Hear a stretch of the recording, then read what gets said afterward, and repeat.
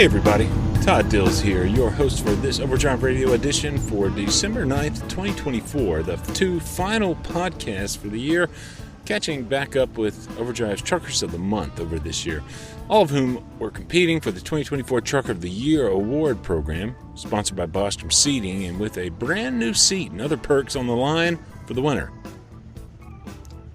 Call this and our next podcast the Exit Interviews series, if you will, as judges are in the process of wrapping up their work and determining a set of 3 finalists will announce later this month, then a winner in the new year. I'll say, though, for me, the perseverance and excellence to drive profit in a time like the present for every single owner we wrote about for this program this year makes all truly deserving. The margins between every single Trucker of the Year contender razor thin, given unique strengths that all bring to their respective operations.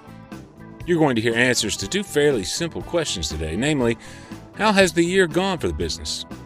And I also asked each owner to look back over their history and experience in the trucking business for lessons learned that could yield the best piece of advice for their peers, particularly for those newer to the business or thinking about going into it.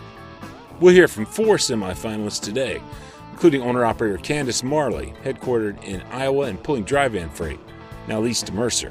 Relatively recent development. If something's not working out, don't be afraid to change lanes. Also, long-haul trucking leased Gary Schlow, based in Austin, Minnesota, and running dedicated to a couple customers in Long Haul's network. Interest rates are high right now. You know, I say high, but I remember the first piece of equipment I ever bought, Todd, I paid 11% on.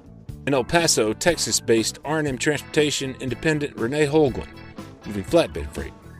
Things start going south, you know what I mean? When you wait for somebody else to give you that direction, you just got to jump on the horse and go do what you got to do, you know. And just on the other side of our break, for a word from Overdrive's longtime sponsor, we'll hear independent Alan Kitzhaber, who hauls exclusively for shipper Menards in their distribution network out of a home base in Eau Claire, Wisconsin. I get my truck in on a regular basis at least once a month to have it gone over, grease the driveline and steering column. I have automatic grease that takes care of the rest of it. Keep tuned for plenty more from owner-operator Kitzhaber and others in the Truck of the Year field. Here we go. Cold weather is coming. Will your diesel engine be ready? Protect it with How's Diesel Treat, the nation's top anti-gel solution. Say goodbye to gelled fuel, water buildup, and harmful deposits while enjoying smooth lubrication. And if the temps drop way below freezing, don't panic. How's Diesel Lifeline can rescue gelled fuel with no fuel mixing or filter replacement needed. Both products are guaranteed and warranty safe. Don't let winter bring your engine to a halt. Trust How's to keep you moving through the coldest weather. Find more about all of How's fuel treatment formulas via HOWES, howsproducts.com. Here's Kitzhaber, mapping out his 2024 experience. Since I am contracting with Menards, and that really deals almost exclusively with the housing market, or it's a very big part of it. Right. And with the interest rates the way they are, it's been a little tough on that business. But nonetheless, I've still been able to stay fairly busy, in large part just because I make myself available when work is available. Right. And so, yeah, it's a little slower than what it has been, but I'm really not going to complain. There's times when some guys want to go home or don't want to be available to work, and if you make yourself available, and sometimes it's, you know, the certain time of the year, and sometimes it's the load that they don't want to deal with. And if you're willing to do some of the dirty work every now and then, most dispatchers will remember that. So when times get tough, you might get a little preferential treatment. Right. So that's kind of my approach. That's my mindset. The mutual scratching of backs and/or there's other ways of putting that, of course. Yep. Provide good service, get more opportunities to do so, I guess. Yeah. Well, I think that's what it boils down to, and I've always tried to do that as long as I've been a truck driver, and I think on balance it has paid dividends for me, because there's times when I remember back when I was with a contract carrier, and they'd call me up and say, we got this load, you want to go here or there, but don't say anything to anybody else, so darn well, and if you're a driver that's reliable, that can get the load there on time, that they can count on, and if there's half a dozen drivers sitting around and you're the one they can count on, even if you maybe didn't empty out first, you weren't first in line, they may pick you first just because they know you're going to get the job done. We happened to be talking the weekend after Thanksgiving, and Kitzhaber was paused in the midst of pushing his 1995 Kenworth T600 further past that 4 million mile threshold in the rig that he hit earlier this year, as we reported. Where was he now on the miles front, I asked. Where might he be in March, when he told me earlier in the year he'd be at an even 34 years trucking, most of them as an owner-operator in that very Kenworth? 4,665,000. Come March, I anticipate, unless things get really slow through the winter months, and it has been kind of slow as of late. I chose to work this weekend because it's one of those weekends a lot of guys don't want to work, they want to take off, so I was able to get in a few miles this weekend, so we'll find out what next week is like. But I anticipate being right at or maybe just past 4.1 million come March. Like so many owners, Kitzhaber's kept that Kenworth T600 in tip-top shape for so long with close maintenance partners and self-education in maintenance for himself over decades in business now. The same is true, even more so when it comes to getting the work done himself for independent Renee Holguin, running out of El Paso, Texas, and pulling a flatbed. 2024 has been somewhat difficult for our October Trucker of the Month, he noted, but he's kept the operation well in the black through it all. 2024 has been a challenge, I guess, with being a election year per se. It has been a challenge, I guess. Money-wise, freight has been pretty in the dumps, I guess, in the past 3 years. I guess this past year has taken a turn for the worst, I guess, of all years. We're taking rates. Rates, yes, sir. Rates. Yeah. I guess we just kind of got used to that COVID era. Those couple of years were really good to all of us. I guess we were just taking advantage of what we could and making hand over fist, and I guess they're getting their payback now and just kind of setting us to the side and paying what they want, pretty much, And you're not working with dedicated shippers necessarily. You have some regular brokers though, right? Yeah. I got some regular brokers, which is regular. It's kind of I don't want to say a dedicated run that I do or anything. It's just I work with J.H. Rose about 90% of the time, and they got me going with the Can-Am units. I guess it's those side-by-sides, Razors, snowmobiles, Sea-Doos, and stuff like that. Coming out of Mexico here and being so close to the border, I guess I have a pretty good relationship with them, and I kind of pick and choose what routes I want to run and stuff. That's been pretty steady. That's really steady, actually, I guess. As expensive as they are, shoot, those things sell like hotcakes. But I guess everything else, it's been in the dumps. I guess we stay afloat just because we do a lot of our maintenance and a lot of our in-house IFTA and whatnot, and a lot of maintenance ourselves. So I guess a lot of money stays here in the house. Right. You and Alan, I think, have that in common in some ways. Both of you are in trucks that you have owned for a very, very long time. Alan's put 4 million miles on this one truck that he's had since he's been in since 1995. I think you bought it, Alan, in '98. If I'm remembering that right. Yes, that's correct. Mm-hmm. And Renee, are you still in the same first truck that you bought early 2000s, I believe? Yes, I'm still the W900. She's been good to me. I got about 3.5 million on her. Just did a major overhaul out of frame. Did everything on it, top to bottom, all the bells and whistles. Just something. I guess a peace of mind. When did you do that? I did it 2 Christmases ago. This will be the third Christmas. This Christmas up, it'll be the third Christmas that she's out on the road, back with a new fresh engine. Stick a pin in that notion of maintenance know-how for an owner-op to keep the truck humming for millions and millions of miles, while also keeping a lot of the money you might otherwise spend on that maintenance in-house, as it were. It's been key in some ways to both of those men's businesses. In a separate session, then, too, I spoke to long-haul trucking leased Gary Schlow, who reported steady-as-she-goes business through 2024 since we profiled his freight work for long-haul this past spring. He runs typically dedicated to a particular set of customers in long-haul's business. This year, I was doing quite well early into the year. I was, at one point, I was $18,000 ahead of last year. Wow. And I thought, well, I'm going to have a heck of a good year. And then my backhaul customer started having problems.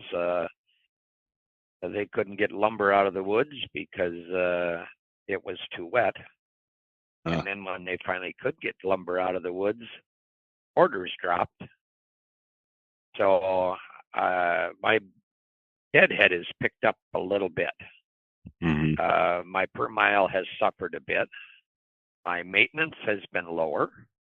Okay. Fuel has been lower. So that's kind of helped out. But there's, with two dedicated customers, there isn't a whole lot I can do to, if I go chasing something else, then I leave one of my dedicated customers in the lurch, so I guess you just cope with it and try to hold the cost down. One of those years with the economy that you have about every 7 or 8 years. My lumber is not cured. It's not kiln dried. Right. It's pallet lumber only. Oh, and right. Okay. One of the things that happened is I lost I lose that customer. My customer lost that customer in my hometown, and that really hurt a lot. Okay. They went to using kiln dried lumber because of issues with mold on the pallets after they got them built. It's a meat company, and they can't have mold on those pallets, so they stopped using my customers' lumber. I've got other customers. Some of my other customers have their own ovens. What I mean by ovens, Todd, is once they get the pallet built, if those pallets are used for overseas shipping, they are cooked to a certain temperature for a certain length of time. But this particular customer that I have in my hometown does not have that. So my dynamic is a little bit different with the lumber. 2 small sawmills, and they rely on hardwood. Right. And hardwood has been a bummer this year coming out of the woods in Wisconsin. Well, it's been 18 years with these 2 customers. Right. The steel customer looks strong. Mm-hmm. They have everything to do with air movement, and a lot of people are updating their ventilation systems. And of course, new plants. They're down a little bit, but okay. I look for them to improve. They say that freight will pick up mid-year. That's what we hear from the company, and reading the transportation magazines and stuff like that. They say they look for freight to improve mid-year. I'm optimistic that it will. If freight starts moving, it's got to move on pallets. Yeah. So I'm gonna stick with the program. It's been kind to me for 18 years, and keep on doing what I'm doing. Cue then owner-operator Candace Marley, who's now leased to Mercer after struggling through a variety of issues. She previously ran under her own authority when Overdrive news editor Matt Cole profiled her Calliope LLC business earlier this year. Marley was our Trucker of the Month for March of 2024, and I'll say she's got an absolutely infectious laugh. With the truck breaking down. Okay. In June, and that terribly expensive fix that had to be done because the clutch and the flywheel had to be replaced. Good. And the insurance was renewing at the exact same time. Okay. And the price of the insurance was doubling.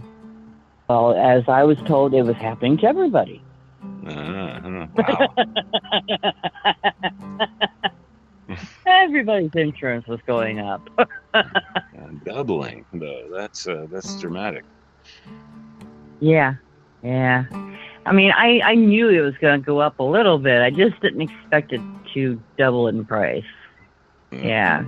And you were probably as you haven't had your authority established for all that long, and you were probably paying a hefty price for that already, I suspect. I had a pretty good price for insurance compared to some people. From what I understood, from what I'd heard. But because you know what the rates have been like. So even with what I was paying, it was still kind of hard. It was still hard. $1,000 a month to $2,000 a month at the same time that I'm trying to deal with a major bill. It just kind of just didn't work out well for me. Yeah. And was the truck down for an extended period of time, or not really? It was down for a month. Okay, wow. It was the Peterbilt in Lexington, Kentucky. Okay. So you were on the road when this happened then, eh? Yeah. So I sat there for a week in Lexington before they even pulled it into the shop to figure out what was wrong with it. And then once they figured out what was wrong with it, they were talking like another week before they even pulled it in to work. All in all, it ended up off the road for almost a month. I came home. My man drove down to Kentucky and brought me home. Okay.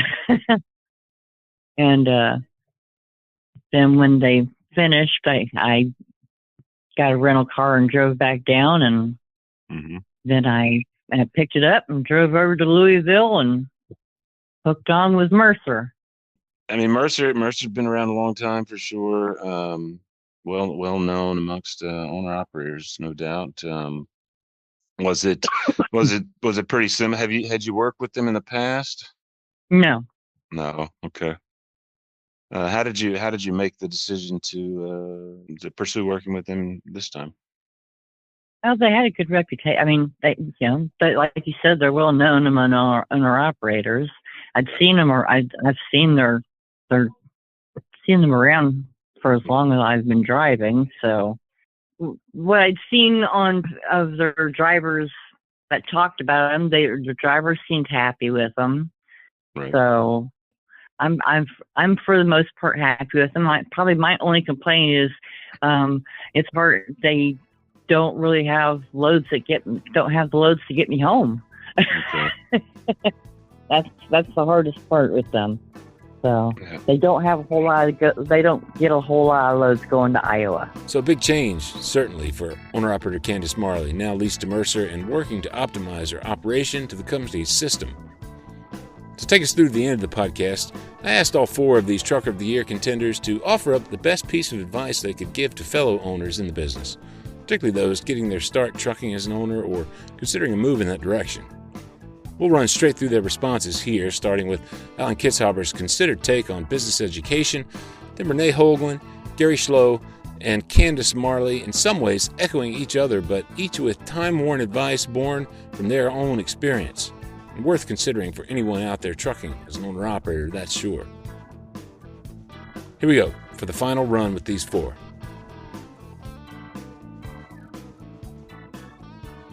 I would say first and foremost, if you want to get into this business, treat it like a business. Run it like a business. Make business type decisions. Don't treat it like a hobby, which I see so many drivers do. They spend money foolishly. They don't make good choices on the kind of truck they buy. They don't drive it properly. They drive at a very high rate of speed, which is poor for fuel economy. A solid maintenance schedule is, I think, crucial to keeping that truck going. I get my truck in on a regular basis, at least once a month, to have it gone over, grease the driveline and steering column. I have automatic grease that takes care of the rest of it. But I think that's a big part of it. And the other thing is, I would stress that anyone who wants to be an owner or operator, that they educate themselves as much as they can about being an owner operator by talking to other successful owner operators, listening to programs like yours, reading Overdrive magazine and other trade magazines. There are a number of books on business that a person can buy that can help you out. Taking a course at a local community college about business could be very helpful, but just come at the whole thing from the perspective of a business person, not just, I'm going to buy this truck and I'm going to become a truck driver and run my own truck and just that's it. There's a lot more to it. The things that Fortune 500 companies do to make themselves successful are no different than what a truck driver with a one truck operation does. It's just done at a much smaller scale. And so that would be my advice. That's where I see most people failing. And I guess I have the advantage since I was a Radio Shack store manager and I got paid based on the profits of the store, and I had to understand P&L statements and expense summaries, and I had to understand how to run the business like a business. And that helped me immensely when I got into the truck driving business, because I looked at it a little differently than most people do. And if you don't have any kind of business background at all, you really need to take the time to educate yourself a little bit about what it takes to be successful in business. I guess you got to put your feelings aside, kind of like Alan kind of said, piggybacking on that. You gotta be the boss. You got to make those executive decisions when the time comes. You just can't sit around and wait for somebody else to give you directions, because then that's when things start going south. You know what I mean? When you wait for somebody else to give you that direction, you just got to jump on the horse and go do what you got to do. You got to have a little bit of stupid cowboy in you, just kind of get out there and do what you got to do, jump in it and take the bull by the horns and go at it. The advice I can give to upcoming people is get ready to get your hands dirty. Don't be afraid to YouTube stuff. Ask other fellow drivers. The older guys have a lot to say, a lot of knowledgeable stuff if you listen to what they got to say. You're thinking about it from a mechanical standpoint? I say that's 90% of the biggest people going in the hole is not having any kind of mechanical incline, any kind of mechanical knowledge of what they're driving, how to drive it, what different noises are making, this and that. And I would say, just be a little bit mechanically inclined, just willing to get your hands dirty a whole lot, Save your money. Breakdowns are expensive. Right.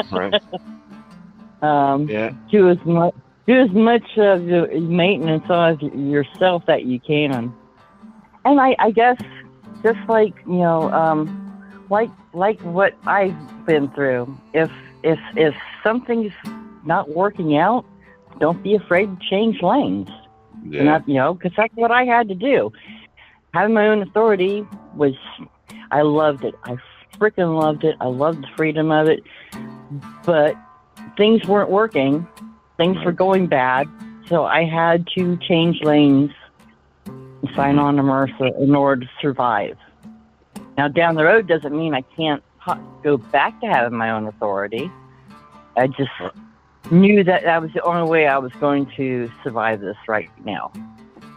It does help that I have access to more contract freight which I didn't have before, because I do have contracts with a few customers.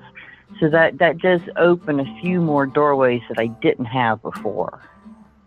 Pretty good fuel discounts through the EFS card, and they have tire discounts, and they give you a customer number. They have the customer number for each of the bigger name truck stops for getting a discount for your PMs and stuff like that. Well, this is a good company that I'm leased to, and I guess the first thing is find a good company. Okay. And establish yourself with a good local bank. Interest rates are high right now. I say high, but I remember the first piece of equipment I ever bought, Todd, I paid 11% on. Right. So I guess they're cheaper than that now, but the less they can be for have, some. Yeah. They can be higher too, depending on the credit. But yeah, the less equity you have, of course, the more the bank wants for an interest rate. Right. Save up some money so you got some down payment. Establish yourself with a good local bank, and find a good company that has stable freight, different kinds of freight. Yeah. You're not reliant on just one or two customers. That's one thing that's helped us here at this company that I'm leased to, Todd. The Conestogas really helped our freight base. Not so much at first, but as things pressed on, boy, customers really liked the Conestoga. Easy to load. The freight was covered. There wasn't parps over stuff.